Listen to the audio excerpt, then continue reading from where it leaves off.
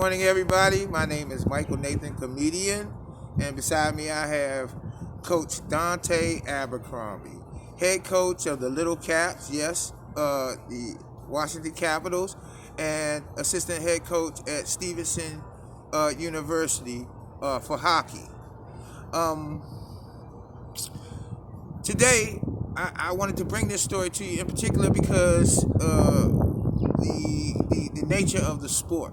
Daunte Abercrombie is a hockey coach, and in hockey, our faces are seldomly represented, and more so. Um, we push our children towards the other sports like football and basketball. But I bring Daunte Abercrombie on as an inspirational story for those of you who would like to explore an alternative sport, for lack of a better term. Um, Not to insult hockey at all, because it's actually a mainstream sport. They get paid really well, just like NFL players.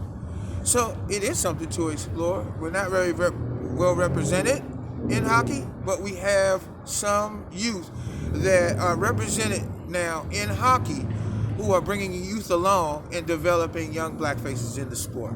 So I don't want to take up any more time, talking about this young man's accolades. I want to introduce him to you so that he can speak to you for himself. Daunte Abercrombie.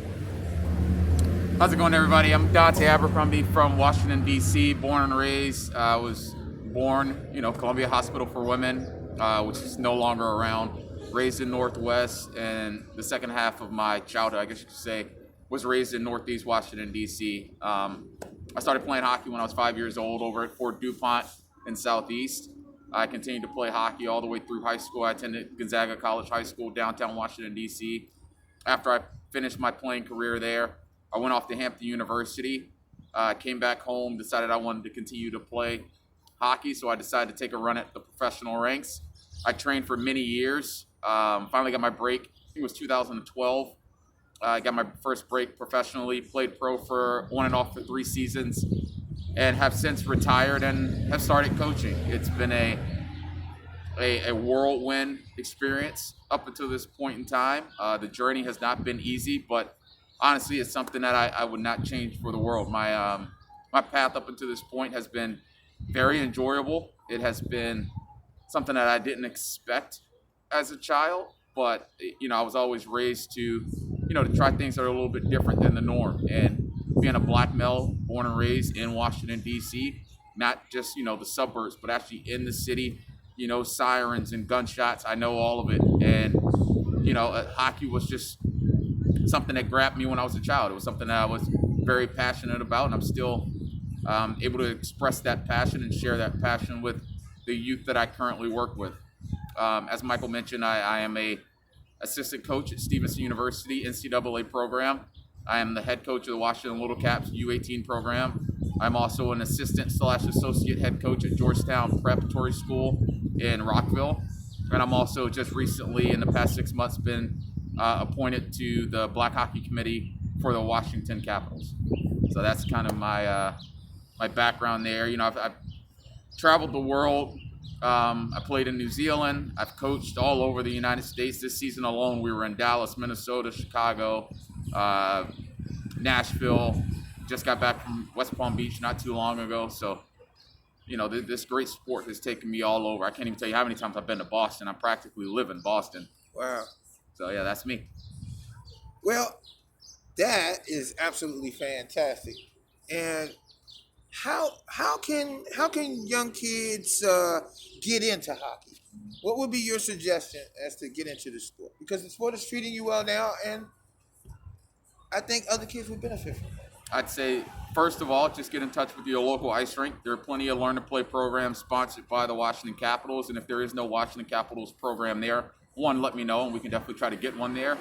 But two, there are plenty of, learn to play or beginning programs at all of the rinks in this area. All you have to do is walk in, say, I would love to learn how to skate first. I would love to learn how to play hockey, and they'll put a stick in your hand, put some skates on your feet, and put you on the ice and let you let you learn the sport.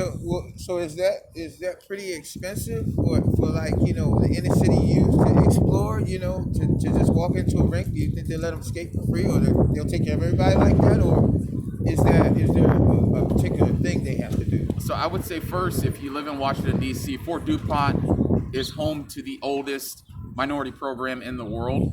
Coach Neil Henderson Oh started wow! that program. It's a program that Can you say that again? In Southeast DC. Southeast DC, right over in Anacostia, at Fort DuPont Ice Arena. It's home to the oldest diversity program in the world. Coach Neil Wow. Henderson started it, I'd say 40, 50 years ago, just because he wanted to get kids in his neighborhood involved with hockey. He's a semi-pro player from the 50s and 60s. He played for the Washington Senators, which was a minor pro team that used to actually play out of the Uline Arena. And yeah, if you walk in, you say, yeah, I would like to try the sport, and you want to try it with Coach Neil, their prices are not extremely high at all. So it's comparable to the other sports that mothers and fathers have their kids involved in around the Definitely, city. definitely. Now, Okay. I don't know the prices of football. I don't know the prices of soccer. I guess the barrier to entry might be the cost for some, but Coach Neal doesn't require you to buy anything. You just show up, you want to play. He has all the equipment. He outfits you with the equipment. At the end of the year, you give it back, so you can technically continue to grow all the way through your So senior year of high school and have never paid for an actual piece of equipment. so I don't want to interrupt, but what I want to do is I want to make a point right here. So you're telling me that the oldest program uh, for Black American kids to learn ice skating is in Southeast DC. Correct. That's a deep thing with people. I mean, we have resources amongst us, and we need to explore it, pass on information so that we know it's there, so other people can patronize it. And that's what my intent was today. So if you didn't leave here with anything else, an inspiration, you leave here now with the knowledge that there is a resource right within your reach, affordable, and that's a beautiful thing. And if you want to talk about ownership, hockey was actually started by slaves.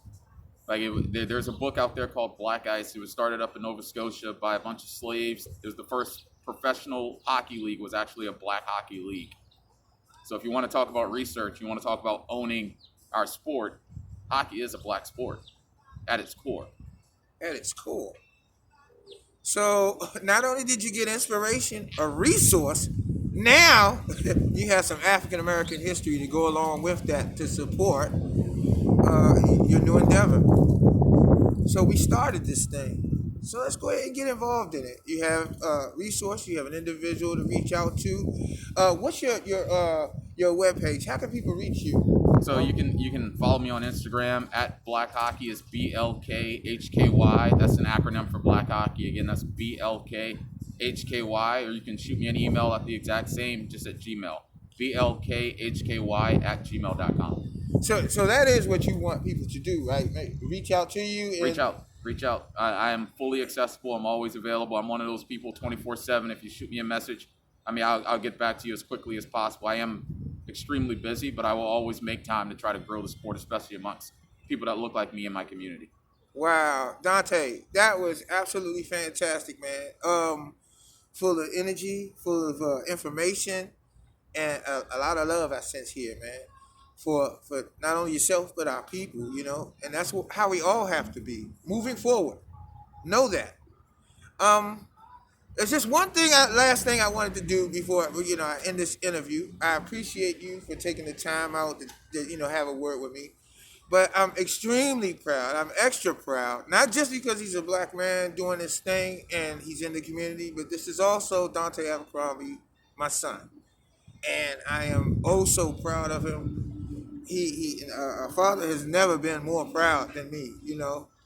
Hey, I'm ready to get his T-shirts and print them up. You hear me?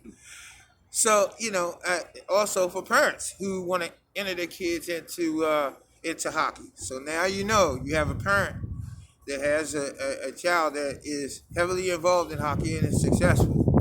I hope all this helps you. I hope this reaches you in the best of ways, and I hope you can utilize it.